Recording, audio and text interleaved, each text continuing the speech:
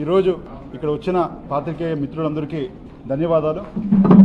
ఈ ప్రెస్ మీట్కి ముఖ్య కారణం ఈరోజు గౌరవనీయ ex chief minister Chandrababu Naidu గారు పెద్దలు మా మీద ఆరోపణలు చేయడం జరిగింది. చంద్రగిరి నియోజకవర్గంలో సుమారు 1,00,000 పైన దొంగోట్లున్నాయని చెప్పి పెద్దల ఆరోపణలు చేయడం జరిగింది. నిజంగానే ఆరోపణలు చూసినప్పుడు చాలా బాధ అనిపించింది. ఎందుకంటే చంద్రబాబు నాయుడు గారు మా తాత వయసు, చంద్రబాబు నాయుడు గారు ఒకే కలిసి చదువుకున్న వాళ్ళు. నాకు నిజంగానే పెద్దలంటే గౌరవం ఉండేది. ఈరోజు నిజాలు తెలుసుకోకుండా అసత్యాలు పెద్దలు ఈ విధంగా ఆరోపణలు చేయడం నిజంగానే ఆయన వయసుకి ఇది తగింది కాదని చెప్పి నేనైతే భావిస్తున్నాను. ఎందుకంటే చంద్రగిరి నియోజకవర్గంలో మొత్తం 2019కి 2,91,427 ఓట్లు ఉండడం జరిగింది. 2024కి వచ్చేసరికి 3,08,000 ఓట్లు ఈ రోజు మొన్న డ్రాఫ్ట్ లో కూడా పబ్లిష్ చేయి రావడం జరిగింది. ఫైనల్ డ్రాఫ్ట్ లో అంటే గత 5 సంవత్సరాల్లో కేవలం 16,000 ఓట్లు మాత్రమే నమోదవడం జరిగింది. అందులో కూడా తిరుపతి రూరల్ లోనే సుమారు 10,000 పైన ఓట్లు నమోదవడం జరిగింది. దాని ముఖ్య కారణం తిరుపతికి ఎక్కువ ఉపాధి కోసం చుట్టుపక్కల ఉన్న గత 10 కాన్స్టిట్యున్సీల నుంచి జనాలు కావచ్చు, చాలా మంది కావచ్చు తిరుపతికి రావడం జరుగుతుంది. తిరుపతికి ఎవరు వచ్చినా కూడా తిరుపతిలో ఉండేది తక్కువ. ఎందుకంటే ఆ భూభాగం తిరుపతి రూరల్ అనేది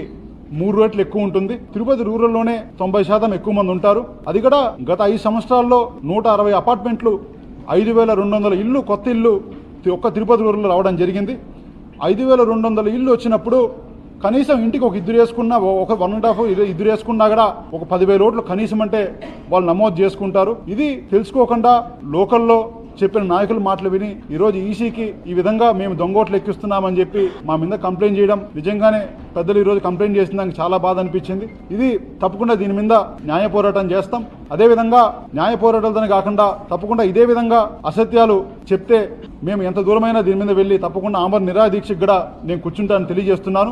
ముఖ్యంగా ఇంకొక ముఖ్యమైన విషయం చెప్పాలి. ఏంటంటే నాన్నగారు 2019లో ఆ రోజు ఉన్న ఓటర్ లిస్ట్, ఆ రోజు గౌరవ చంద్రబాబు నాయుడు గారు ముఖ్యమంత్రిగా ఉన్నప్పుడు ఓటర్ లిస్ట్ లోనే వాళ్ళు తయారు చేసిన ఓటర్ లిస్ట్ లోనే 43,000 పైగా ఓట్లతో గెలవడం జరిగింది. ఈ రోజు గత 5 సంవత్సరాల్లో నాన్నగారు చేసిన మంచి కావచ్చు, మేము ప్రజలకున్న దగ్గరగా ఉండే సంబంధాలు కావచ్చు, గత 5 సంవత్సరాల్లో ఒక కోవిడ్ సమయంలో కావచ్చు, ఒక వరదలు వస్తాయి కావచ్చు, ఇంటింటికి మనం సహాయం చేయడం కావచ్చు, పెళ్లి కానుకలు ఇవ్వడం కావచ్చు, అంటే వ్యక్తిగతంగా చేయడం కావచ్చు, కొన్ని కోట్లు పెట్టి నియోజకవర్గాల్లో ప్రతి ఊరికి డెవలప్మెంట్ చేయడం కావచ్చు, మా జగనన్న చేసిన సంక్షేమ పథకాలు కావచ్చు, ఇవన్నీ కూడా మమ్మల్ని గెలిపిస్తాయని నేను బలమంగా విశ్వసిస్తున్నాను.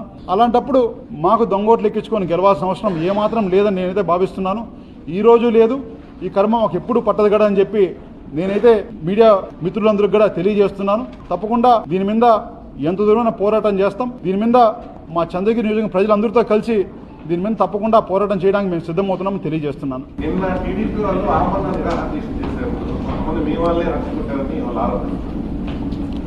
నిజంగానే నేను ఆ విషయం నేను బాధపడాలి. ఎందుకంటే 2023 సెప్టెంబర్లో ఒక 3 నుంచి 4 రోజులు టైంలో 14,400 ఫామ్ 7లు అంటే ఇక్కడ ఓట్లు డిలీట్ చేయాలని చెప్పి ఒక దొంగ పేర్లతో ఎవరో ఒక స్వీడన్లో ఉంటారు, అమెరికాలో ఉంటారు, ఆస్ట్రేలియాలో ఉంటారు, చిత్తూరులో ఉంటారు, లేకపోతే బెంగళూరులో ఉంటారు.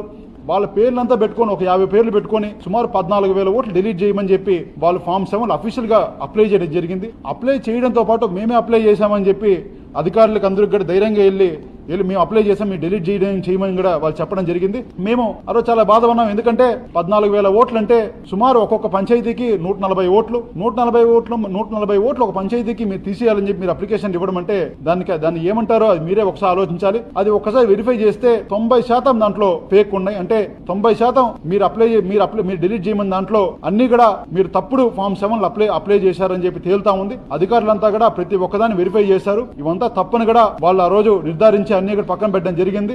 దీని మీద కూడా మేము 6 మండలాల పోలీస్ స్టేషన్స్ కూడా కంప్లైంట్ ఇవ్వడం జరిగింది. దాంట్లో కూడా ముఖ్యంగా దళితులు, ఎస్సీలు, అదేవిధంగా క్రిస్టియన్స్, మైనార్టీస్, కొన్ని ఓసీల్లో కొన్ని అప్పర్ క్యాస్ట్ని బేస్ చేసుకొని కులాల వారీగా డిలీట్ చేయాలని చెప్పి కూడా వాళ్ళు ఈ విధంగా ఫామ్ 7 పెట్టడం జరిగింది. దాని మీద మేము 4-5 సార్లు పోరాటం చేయాలని చెప్పి మేము అధికారులకు ఇక్కడ వినతిపత్రం ఇవ్వడం జరిగింది. నిన్న మేము కూడా 2 గంటలకో 3 గంటలకో వెళ్ళి మేము మా వినతిపత్రం ఇచ్చి అక్కడ కూడా మా నిరసనగా తెలియజేస్తా ఉంటే తెలియజేసిన ఒక 15-20 నిమిషాల్లో పోలీసులు మమ్మల్ని కూడా అందరినీ కూడా ఇమీడియట్ గా వెకేట్ చేయించడం జరిగింది. తర్వాత టీడీపీ వాళ్ళు వెకేట్ చేయించడం జరిగింది. దాన్ని కూడా మా మీద ఆరోపణలు చేస్తే మేమేం చేయాలో ఇంకా పెద్దలే చెప్పాల్సి వస్తుంది.